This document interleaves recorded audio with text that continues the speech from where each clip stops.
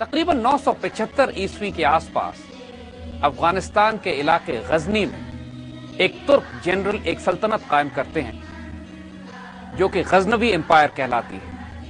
اپنے عروج کے دور میں یہ سلطنت ان تمام علاقوں پر پھیلی ہوئی تھی جو آج پاکستان، افغانستان اور ایران اور آکسس کے پرلی طرف کے علاقے واقع ہیں۔ لیکن 975 عیسوی میں جب یہ سلطنت غزنی میں قائم کی گئی تو اس وقت اس کی سرحدیں پاکستان کے اندر نہیں تھی۔ اس وقت یہ جنوب میں بحیرہ عرب کے ساتھ ملتی تھی اور شمال میں آکسس ریور کی طرف اس کی سرحدیں چھوتی تھی جا کے۔ اس غزنوی امپائر کو قائم کرنے والے ترک سردار کا نام سبکتگین تھا۔ ان کے بیٹے محمود غزنوی تاریخ اسلام کے اعلیٰ ترین جلیل القدر سپہ سالاروں اور درویش حکمرانوں میں شامل ہوتے ہیں۔ محمد بن قاسم نے تقریباً 711 عیسوی کے آس پاس دیبل سے حملہ کر کے ملتان تک کے علاقوں کو فتح کیا تھا، لیکن اس کے بعد مزید کوئی 200-250 سال تک مسلمانوں نے نہ کوئی داخلہ سندھ کی طرف سے کیا اور نہ ہی افغانستان کے علاقوں کو آزاد ہونے کے بعد خیبر پاس کے رستے ہندوستان پر کوئی یلغار کی گئی۔ محمود غزنوی تاریخ میں اس لیے مشہور ہوئے کہ یہ پہلے مسلمان حکمران تھے کہ جنہوں نے خیبر پاس کے ذریعے ہندوستان پر 17 حملے کیے اور پورے ہندوستان کو آئندہ 1000 سال تک آنے والے وقت کے لیے کھول کر رکھ دیا۔ مسلمانوں نے جو سلطنتیں ہندوستان میں بنائیں ان کا آغاز محمود غزنوی کی ان ملٹری کیمپین سے ہوتا ہے جو انہوں نے افغانستان سے ہندوستان کی طرف کی۔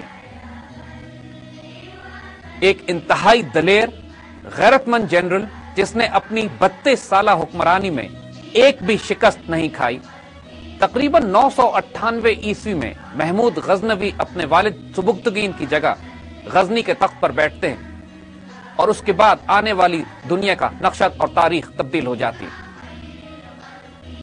محمود غزنوی ایک انتہائی روحانی وجود تھے اور ان کی تاریخ میں بار بار یہ واقعات کثرت سے آتے ہیں کہ ان کو کبھی خواب میں حضور صلی اللہ علیہ وسلم کی زیارت نصیب ہوتی اور یہ اس روحانی فیض کی وجہ سے اپنی فتوحات کیا کرتے تھے کہ جو آگے تاریخ میں ان کے نام سے منسوب کی جاتی ہیں۔ اس سے پہلے کہ ہم محمود غزنوی کی زندگی پر بات کریں، ان کے والد سبکتگین کے بارے میں بات کرنا بھی ضروری ہے۔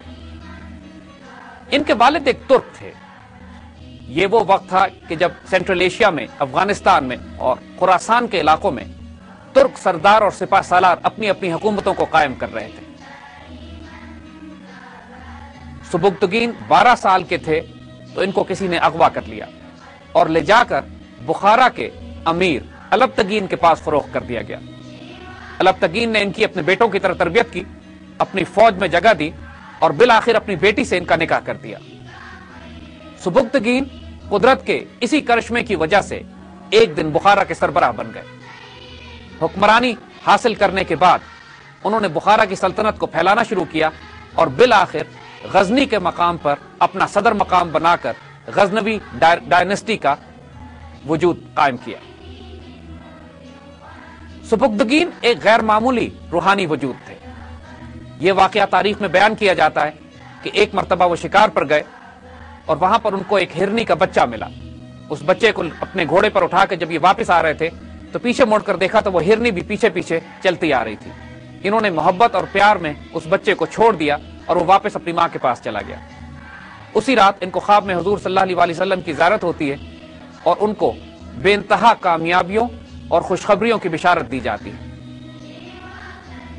سبکتگین کے بیٹے محمود جب پیدا ہوئے تو اس وقت عید میلاد النبی کی خوشیاں منائی جا رہی تھی۔ چونکہ تاریخ کے حوالے سے یہ بات ثابت تھی کہ حضور صلی اللہ علیہ وسلم کی پیدائش کے وقت فارس کے آتش کدے اور بت کدے سرد ہو گئے تھے اور حضور صلی اللہ علیہ وسلم نے خود دست مبارک سے خانہ کعبہ میں جا کے مشرکین کے بتوں کو توڑا تھا، تو سبکتگین نے اللہ تعالیٰ سے یہ دعا کی کہ یا اللہ میرے بیٹے کو بھی بت شکن بنانا۔ اور یہ اس بات کی روحانی دلیل ہے کہ سبکتگین بذات خود ایک روحانی اور ایک نیک وجود اور اس کی دعا کو اللہ نے قبول کیا۔ محمود تاریخ اسلام میں بہت زیادہ رومانوی حیثیت رکھتے ہیں۔ ہماری شاعری میں، ہمارے فولکلور میں، ہمارے ثقافتی ورثے میں محمود اور ایاز کا ذکر تقریباً ہر پاکستانی اور اردو بولنے والے مسلمان نے سنا ہے۔ علامہ اقبال نے بھی اپنی شاعری میں کثرت سے محمود و ایاز کا ذکر کیا۔ محمود ایک ہی صف میں کھڑے ہو گئے، محمود و ایاز، نہ کوئی بندہ رہا نہ کوئی بندہ نواز۔ اور علامہ اقبال نے جب امت کے زوال کا رونا رویا تو اس وقت بھی محمود اور ایاز ہی کو بنیاد بنایا، نہ وہ غزنوی میں تڑپ رہی نہ وہ خم ہے زلف ایاز میں۔ محمود غزنوی کا وہ سب سے بڑا کارنامہ جو ہماری تاریخ میں بھی بچوں کو پڑھایا جاتا ہے وہ سومنات کے مندر پر حملہ کرنا ہے۔